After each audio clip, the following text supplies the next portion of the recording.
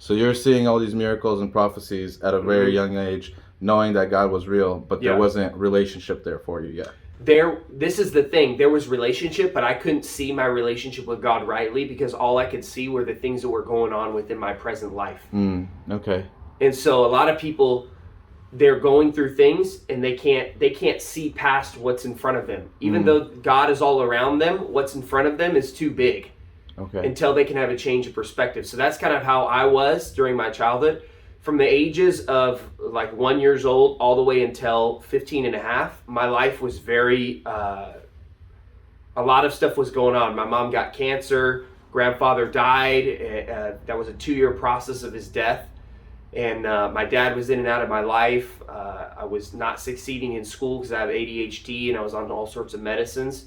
And so it was just a lot of like, being out of control. And so even though I knew about God, it was hard for me to enter in and have that cerebral relationship with him where it registered in my mind. It was like, hey, if I have a relationship with God, I need to follow him and I need to walk in my purpose. Because all during that time I was walking out a lot of stuff that was happening in my childhood. And even though I knew about God and I even talked with God every day, I never read my Bible. I never really entered into a relationship with him because I thought that if you believed in Jesus, that it doesn't matter what you do, you're always going to heaven. And that was kind of my understanding of God, my theology of God. A lot of people don't know this about my teenage years, but I was literally out of my mind, man. I was out of my mind. My mom had to move me out in the middle of nowhere, or else I think my life wouldn't have even ended up the way that it is today. I would have never been able to. I would have been on drugs. I would have been, because at the age of 11 and 12, I started running away from home, going down to the park. I almost got stabbed twice at that park. People were smoking weed at a young age, and it was like, I would have been a goner. But my mom moved me way out there. And during my teenage years, I got expelled from middle school in 7th grade when I was 12 years old. I cut someone with a rusted blade when I got an altercation with them in the locker room. And from there, I got involved in the juvenile justice system, got put on probation informally so I didn't have to wear a monitor. But, I had a probation officer. I got judged by a judge. I couldn't go to the good schools. I had to go to the schools in the ghetto. And that pretty much changed the trajectory of my life.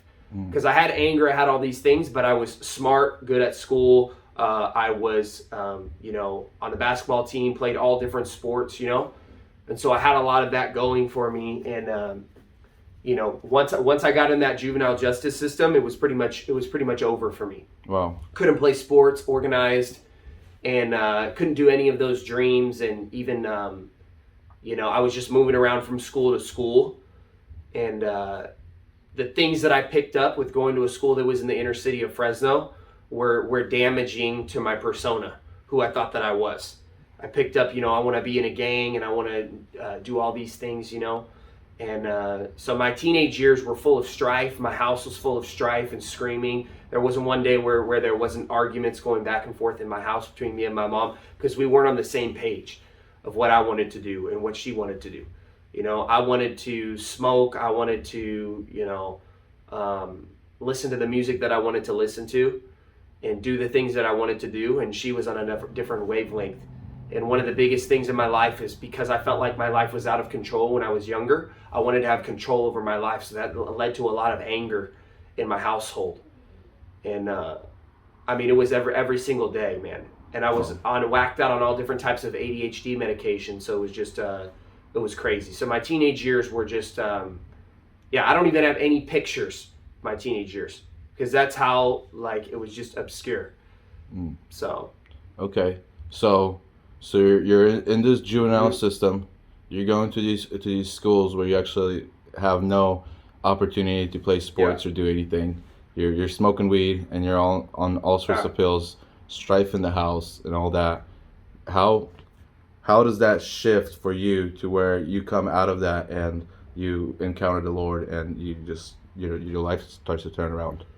Yeah, so I had to have a lot of people disappoint me in my life because I always grabbed on to people to put my trust in them. And I came to a point where I was kicked out of every district in the area where I was living. And I just was in charter school. All of my friends went into charter school. Nobody was there for me. Nobody called me. Nobody visited me. And I went to a Christian camp. And I remember the words of people who were in my life, people like Jacob Castanon, Diane Tarleton, who I talked about earlier. And they would speak into my life and prophesy over me, say that I had a destiny, had a calling upon my life. And so during that camp, the Lord began to speak to me on the passage of Hosea and Gomer. And in the book of Hosea, Hosea was a priest who marries a prostitute. And it represents how God marries us even in the midst of when we're being unfaithful to him. And I recognized my unfaithfulness to God. And I recognized how I was trying to go back to the red light district of my life and try to find relationships with people who didn't value me. But I was rejecting the only relationship in my life who was actually coming after me. And I gave my life to Christ in that moment because I realized that God was my Father, that I was trying to find relationship with people that didn't really even care about me, that wanted me for a one-night stand, but once they got what they wanted, they were out of my life. And the very person that was in my life, which was Jesus, who was coming after me, who was pursuing me ever since I was a young child, I wasn't giving my all to him. And so I had an epiphany in my mind. I said, man, I'm doing all, it's kind of like the prodigal son who has an epiphany when he's in the pig pen and he's eating the pig slop. And he says, man, even the servants in my father's house, have food to eat. And so I went back to relationship with him. And I gave my life to Christ, complete 180, changed everything in my life. I mean, there's different things. See, this is the thing with God. God doesn't want you to be perfect, but he wants you to give your all to him. And so that's what I did in that moment, is I gave my all to him, my life direction.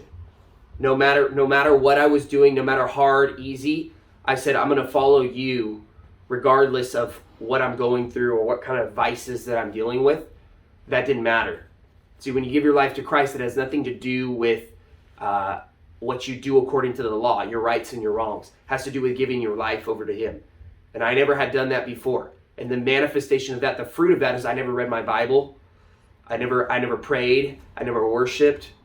Never did anything. It wasn't about what I was doing. It was in terms of right and wrong. It was about what I was doing towards God. I wasn't spending any time with him. And during that time, I went up in the middle of the auditorium they had in this camp environment, this Christian camp. And I said, I'm going to go on the highways and the byways, and I'm going to tell people about Jesus. And from there, it was just complete 180.